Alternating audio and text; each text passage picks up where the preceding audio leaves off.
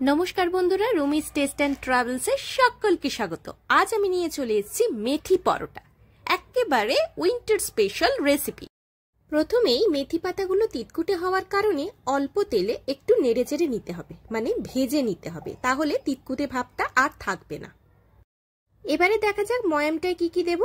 आमी प्रथमे 3 काप आटा नियेछि, कापटा मेजार करेछि जे कापे माझारि मापेर चा खेये थाकि সেই কাপ নিয়েছি। 3 কাপ আটা নিয়ে নিয়েছি। আমি কিন্তু এখানে স্বাস্থ্যের দিকে খেয়াল রেখে ময়দা ব্যবহার করিনি, কেবলমাত্র বেলার সময় ময়দা ব্যবহার করেছি। এরপরে নিয়ে নিচ্ছি ভেজে রাখা মেথি পাতাগুলো, যেগুলো আমি একটু আগে অল্প তেলে নাড়াচাড়া করে নিয়েছি, সেগুলো আমি এই আটার মধ্যে দিয়ে দিচ্ছি। এরপরে আমি নিয়ে নেব একটু ধনেপাতা। ধনেপাতাটা অপশনাল, আপনারা যদি পছন্দ না করেন নাও দিতে পারেন। দুটো কাঁচা লঙ্কা কুচি করে কেটে দিয়েছি। এবারে তার সঙ্গে কিছু আদা কুচি দিয়েছি। আদাটাকে ছোট্ট ছোট্ট করে চপড করে নিয়েছি, নিয়ে তার মধ্যে দিয়েছি। অনেকে রসুন দেয়, কিন্তু আমি এখানে রসুন স্কিপ করেছি। আপনারা যদি চান তাহলে আদার সঙ্গে রসুন কুচিও দিতে পারেন। এরপরে হাফ কাপ মতন বেসন নিয়ে নিয়েছি বাইন্ডিং এর জন্য, যাতে মেথি পরোটাটা বেশ টাইট থাকে। এরপর জোয়ান নিয়েছি হাফ চামচ মতন, স্বাদ মতো লবণ, হলুদ আর জিরে ধনে গুঁড়ো। আর আমি একটা তিখা ভাব নেয়ার জন্য, বেশ টকটক একটা ব্যাপার করার জন্য আমি এখানে আমচুর পাউডার নিয়েছি। আপনারা চাইলে চাট মশলাও ব্যবহার করতে পারেন।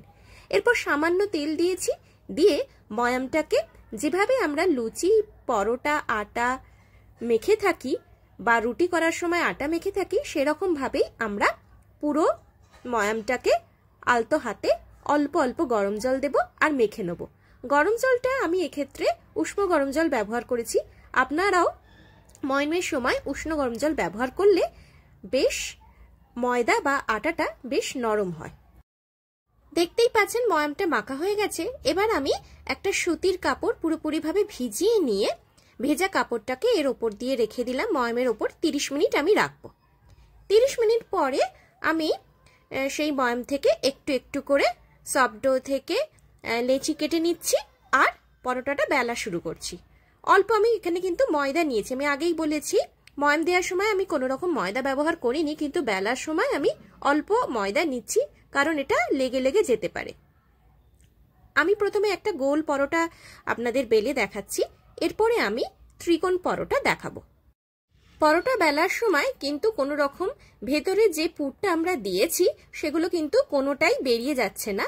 মানে মোটামুটি ভাবে ময়াম দেওয়ার পর আপনাকে আধা ঘন্টা 1 ঘন্টা মতন রাখতে হবে, তারপরে আপনি বেলতে পারবেন। সাথে সাথে যদি করেন আর আমি যে উপকরণগুলো দিয়েছি সেগুলো যদি সঠিক পরিমাণে ব্যবহার না করেন, তাহলে কিন্তু পরোটাটা ঠিকঠাক বেলা হবে না। এরপরে আমি আর একটা নেচি নিয়ে নিচ্ছি। নেচি নিয়ে আমি ত্রিকোণ পরোটা করে দেখাচ্ছি, বেলে দেখাচ্ছি। অনেকে মেথি পরোটার ক্ষেত্রে মেথি পাতাগুলোকে না ভেজে ডিরেক্ট ব্যবহার করে থাকেন, সেক্ষেত্রেও পরোটা করা যায়, অসুবিধা কিন্তু নেই। কিন্তু যারা একটুখানি তেতোটা খুব একটা পছন্দ করেন না, তাদের পক্ষে এই পরোটা করার সময় মেথি পাতাগুলো ভেজে নেওয়াই ভালো। না হলে ডিরেক্ট মেথি পাতা দিয়েও পরোটা বানানো যেতে পারে, সেটা কোনো ভুল হবে না।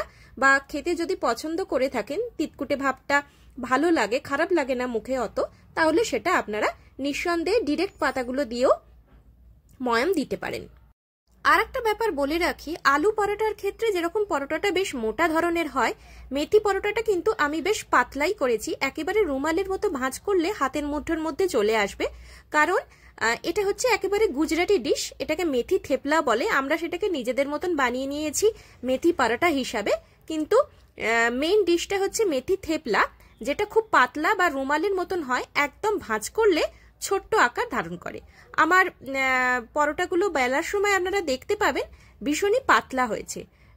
যেরকম পরোটা মোটা হয় সেরকম মোটা হয়নি, আমি সেরকম ভাবেই করেছি, থেপলার মতনই পাতলা করেছি। দেখুন কি সরু পাতলা হয়েছে। এবার আমরা পরোটাগুলো এক এক করে ভেজে নেব। আমি সাদা তেল ব্যবহার করেছি, ঘি ব্যবহার করিনি। আপনারা চাইলে সাদা তেল ব্যবহার না করে ঘিও ব্যবহার করতে পারেন। এক পিঠটা ভাজা হলে অন্য পিঠে তেল বা ঘি ছড়িয়ে দেবো। এটা আপনারা অনেকেই পারেন করতে, তাও আমি ত্রিকোণ পরোটা আর গোল পরোটা দুটোই দেখিয়ে দিচ্ছি কিভাবে আমি ফ্রাই করেছি। এবং ফ্রাইটা খুব ভালো হওয়া কিন্তু জরুরি, মানে না হলে যদি ফ্রাই হওয়ার আগেই আপনারা তুলে নেন তাহলে ভেতরে কাঁচা কাঁচা ব্যাপারটা থাকবে আর বেসনের গন্ধটাও মুখে লাগবে। আর পাতাগুলো যদি ঠিকঠাক ভাজা না হয় খারাপ লাগবে খেতে, সেই জন্য ফ্রাই হওয়াটা ভীষণ জরুরি। দেখে নিন কিভাবে আমি পুরো পরোটাগুলো এক এক করে ফ্রাই করেছি। আপনারাও মেথি পরোটা বা মেথি থেপলা বানানোর সময় যদি পরোটাগুলো বা থেপলাগুলো যদি এরকম পাতলা রাখেন তাহলে খুব সুন্দর হয়, খেতে খুব ভালো লাগে। কারণ মোটা মোটা ব্যাপারটা থাকলে আমাদের অনেক সময় ডাইজেশনের প্রবলেম হয়ে থাকে। আলু পরোটার ক্ষেত্রে ব্যাপারটা অন্য, কারণ সেখানে পুর দেয়া থাকে, সেটা পাতলা করার কোনো চান্স নেই। কিন্তু এই রকম মেথি থেপলা বা মেথি পরোটার ক্ষেত্রে আপনারা সহজেই খুব পাতলা করতে পারেন, আর দেখতেও সুন্দর লাগে, আর খাবার পক্ষেও, হজমের পক্ষেও, ডাইজেশনের পক্ষে বেশ ভালো। এই ধরনের পরোটা রায়তা, আচার কিংবা টমেটো সস দিয়ে সহজেই খাওয়া যেতে পারে। মানে এই ধরনের পরোটা এইভাবে খাওয়া যায়, কিন্তু আমাদের বাঙালিদের একটা আলু কারি বা সঙ্গে একটা সাইড ডিশ না হলে একেবারেই জমে না। সেই কারণে আমি এই ধরনের পরোটা যখন বাড়িতে করে থাকি তখন আমাকে একটা কারি সঙ্গে রাখতেই হয়। তাতে আর কি খুব একটা ক্ষতি তো হয় না, বরঞ্চ উইন্টার স্পেশাল রেসিপিতে এই ধরনের পরোটার সঙ্গে আরেকটা আইটেম বেড়ে যাওয়ার পরে খাবার একেবারে জমে ক্ষীর, তাই তো? পুরো ভিডিওটা যদি ভালো লাগে like, share, subscribe my channel Rumi's taste and travels. আর যারা ফেসবুক থেকে দেখছেন তারা রুমিস টেস্ট অ্যান্ড ট্রাভেলস পেজটাকে অবশ্যই ফলো করে নিন। আর যদি খুব ভালো লেগে থাকে তাহলে কমেন্ট বক্সে অবশ্যই আমাকে লিখে জানান, অবশ্যই শেয়ার করুন আপনারা কি ধরনের পরোটা করে থাকেন বাড়িতে, অবশ্যই এই উইন্টার সিজনে। আর অনেক অনেক শেয়ার করুন, সাথে থাকুন, পাশে থাকুন, ভুরি ভোজ জারি রাখুন। আমি খুব শিগগিরই চলে আসছি পরবর্তী ভিডিও নিয়ে, সঙ্গে থাকছে নতুন রেসিপি। Bye bye.